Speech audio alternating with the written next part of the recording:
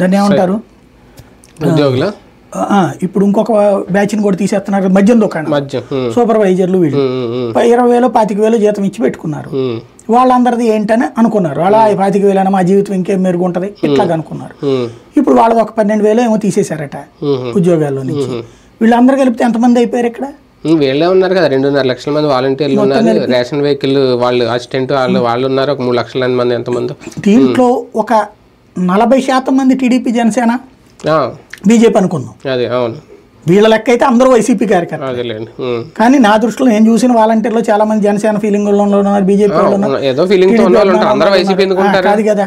కాబట్టి వాళ్ళందరూ ఈ ట్రిప్ మాత్రం ఏమనుకుంటారు, జగన్ వస్తే మాకు మళ్ళీ లైఫ్ వస్తుంది అనుకుంటారు ఖచ్చితంగా. మరి అలాంటివి రాకుండా చూసుకోవడం 100 రోజులు అవ్వదు వీళ్ళకి.